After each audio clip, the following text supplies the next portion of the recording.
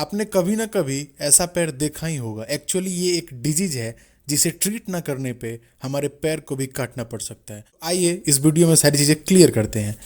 इस डिजीज का नाम है पेरिफेरल आर्टरियल डिजीज। हमारी बॉडी में दो वेसल्स पाए जाते हैं, एक होता है आर्टरी और दूसरा होता है वेन्स। आर्टरी का काम होता है कि हमारी हार्ट से ऑक्सीजनेटेड ब्लड को कैरी करके पूरे बॉडी में सप्लाई करना, एंड जो हमारी वेन्स का काम होता है पूरे बॉडी से डीऑक्सीजनेटेड ब्लड को कलेक्ट करके हमारे हार्ट तक सप्लाई करना। हमारी आर्टरी में खासकर जो हमारी पैर की आर्टरी हैं, जो हमारी लोअर एक्सट्रीमिटीज की आर्टरी हैं, उनमें अगर कोई ऑब्स्ट्रक्शन ऑकर होता है तब ये डिजीज ऑकर होता है। कारण को देखते हैं कि इसके कौन कौन से कारण के चलते ये डिजीज ऑकर होता है। फर्स्ट है हमारा हाइपरटेंशन। हाइपरटेंशन एक्चुअली मतलब होता है हाई बीपी। जब किसी इंडिविजुअल का जो ब्लड प्रेशर है वो हाई होता है तो कहीं ना कहीं वो चांसेस रहते हैं कि जो हमारी आर्टरीज है वो डैमेज कर सकती हैं हाई ब्लड प्रेशर के चलते।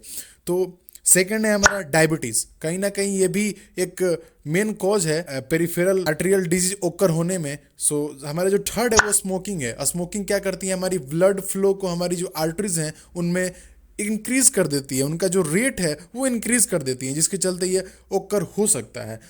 फोर्थ है हमारा ओबेसिटी। अब हम देखेंगे कि ये कैसे कैसे ओकर होता है, कैसे कैसे स्टेप में ये स्टेप बाय ओकर कैसे होता है। तो हम लोग एक एग्जांपल लेते हैं हाइपरटेंशन का। अगर किसी पेशेंट का हाई बीपी है तो अगर ब्लड का जो फ्लो है हमारे आर्टरीज में, अगर वो प्रेशर से वो फ्लो हो रहा है हमारे, तो कहीं ना कहीं हमारी आर्टरीज को डैमेज कर सकता है। जब आर्टरीज हमारी डैमेज होंगी तो वहाँ पे जो एक्यूमुलेशन ऑफ फैट होगा, वहाँ पे फैट की जो पार्टिकल्स हैं वहाँ पे एक्यूमुलेट होने लगेंगी और वहाँ पे प्लग्स बन जाएगा। और प्लग्स क्या करेगा, हमारी आर्टरीज को कहीं ना कहीं थोड़ा सा वो ब्लॉक कर देगा। जब ब्लॉक कर देगा तो इम्पेयर्ड ब्लड फ्लो होगा। जब इम्पेयर्ड ब्लड फ्लो होगा तो हमारी जो एक्सट्रीमिटीज़ है वहाँ तक पूरे सफिशिएंट अमाउंट में ऑक्सीजन या फिर न्यूट्रिएंट सप्लाई नहीं हो पाएगा। अब हम इसके साइन एंड सिम्टम्स देखेंगे कि क्या क्या अगर ये डिजीज ओकर होता है तो क्या क्या इसके लक्षण होते हैं। जो हमारा फर्स्ट होता है वो इंटरमीडिएट क्लोडिकेशन होता है। इंटरमीडिएट क्लोडिकेशन कहने का मतलब ये है कि जब ये डिजीज ओकर होगा तो हमारे पैर में जो हमारे जो थाई हैं, हमारे जो काब्स हैं, जो हमारे बटक्स हैं, उनमें पेन होगा कहीं ना कहीं। जो सेकेंड साइन एंड सिम्टम्स है वो है रेस्ट पेन। अगर कोई इंडिविजुअल को पेरिफेरल आर्टेरियल डिजीज है, ओकर हो चुका है, तो अगर वो सोएगा भी ना, अगर वो रेस्ट मोड में भी रहेगा तो उसको कहीं ना कहीं उसके पैर में पेन होगा। जो हमारा थर्ड साइन सिम्टम्स है वो है ड्राई स्किन। उसकी जो त्वचा है पैर की, जो लोअर एक्सट्रीमिटीज की त्वचा है, ब्लड ना पहुंचने के चलते, ब्लड सप्लाई ना होने के चलते उसकी जो त्वचा है वो रूखी पड़ जाएगी और वहाँ पे हेयरलेस हो जाएगा। मतलब हेयरलेस एरिया हो जाएगा। जो रीजन है, जो हमारा पैर है, वहाँ पे कोई हेयर फॉलिकल्स, कोई हेयर देखने को नहीं मिलेगा। जो फोर्थ है हमारा साइन एंड सिम्टम्स वो कूल है। उसका जो पैर है वो ठंड पड़ जाएगा, ब्लूइश पड़ जाएगा। उसके बाद जो फिफ्थ है वो अल्सर है। हमें कहीं ना कहीं छाले या फिर घाव भी देखने को मिल जाएंगे, अल्सर्स देखने को मिल जाएंगे जब पेरिफेरल आर्टेरियल डिजीज ओकर होता है।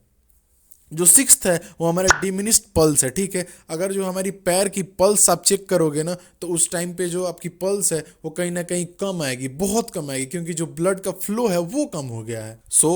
अब हम डायग्नोसिस की बात करेंगे कि अगर ये पेरिफेरल आर्टेरियल डिजीज ओकर होता है तो हम कौन कौन से टेस्ट करा सकते हैं इसको पहचानने के लिए। जो हमारा फर्स्ट है वो एंकल ब्रेकियल टेस्ट करवाएंगे। एंकल ब्रेकियल टेस्ट ये टेस्ट होता है, एंकल की प्रेशर होती है, जो हमारी आर्म की प्रेशर होती है, इन दोनों में कंपैरिजन होता है। अगर आर्म्स की प्रेशर एंकल से कम होती है देन इट इंडिकेट्स कि आपका पेरिफेरल आर्टेरियल डिजीज ओकर हो चुका है। ठीक है, जो सेकेंड टेस्ट है वो हम लोग अल्ट्रासाउंड करवाएंगे। अल्ट्रासाउंड से ये पता चल जाएगा कि जो इफेक्टेड एरिया है, जैसे कि हमारी जो लोअर एक्सट्रीमिटीज है, जो हमारी पैर है, उनमें ब्लड कितने अमाउंट में फ्लो हो रहा है और कितने अमाउंट में ब्लड नहीं जा पा रहा है। अल्ट्रासाउंड से ये पता चल जाएगा। जो हमारा थर्ड है वो हम करवाएंगे एंजियोग्राफी टेस्ट करवाएंगे। एंजियोग्राफी में हम लोग सीटी स्कैन करवा सकते हैं या फिर एमआरआई करवा सकते हैं। इसमें क्या होगा, जब सीटी स्कैन और एमआरआई करवाते हैं तो हमें एक डिटेल्ड इमेज पता चल जाएगा आर्टेरियल सिस्टम का कि कहाँ पे ब्लॉकेज है और कहाँ पे नहीं।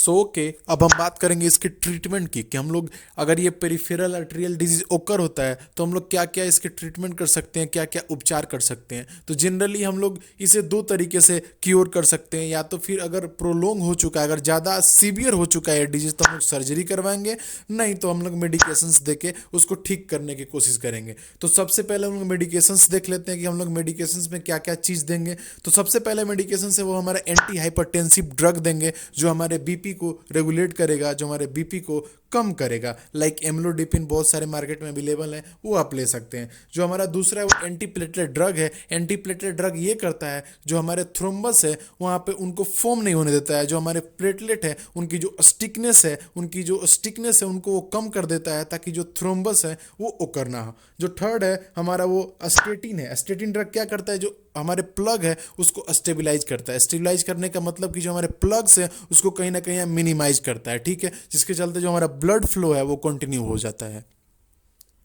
अब बात करते हैं हमारे सर्जरी की, तो क्या क्या सर्जरी करवा सकते हैं पेरिफेरल आर्टेरियल डिजीज में। तो जो हमारा फर्स्ट है प्लास्टी एंड स्टेंटिंग है। एंजियोप्लास्टी एंड स्टेंटिंग में ये करवा सकते हैं कि जो एक स्टेंट डाला जाता है हमारे जो आर्टरीज में, वहाँ पे जो इन्फ्लामेट करके और स्टेंट को इंसर्ट किया जाता है ताकि जो ब्लड का फ्लो है वो कंटिन्यू हो सके। जो हमारा दूसरा सर्जरी है एथरेक्टोमी। एथरेक्टोमी में एक्चुअली होता क्या है, जो हमारे प्लग्स फॉर्म हो चुके हैं हमारे जो आर्टरीज में उसको रिमूव करते हैं वहाँ से।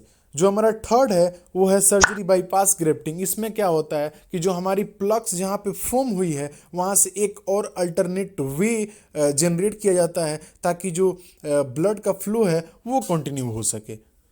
जो हमारा फोर्थ सर्जरी है वो एम्पुटेशन। एम्पुटेशन एक्चुअली एक लास्ट स्टेप है जो हम लोग जो डॉक्टर्स लेते हैं ताकि जो इन्फेक्शन है वो कहीं ना कहीं ना बढ़ जाए, पूरे बॉडी तक ना आ जाए। तो इसमें क्या होता है, हमारे लेग्स, हमारे आर्म्स, हमारे या फिर फिंगर्स कहीं ना कहीं इसको हमारे बॉडी से रिमूव किया जाता है ताकि जो इन्फेक्शन है पूरे बॉडी तक ना पहुँच। अगर वीडियो आपको अच्छा लगा तो please like, subscribe and don't forget to press the bell icon.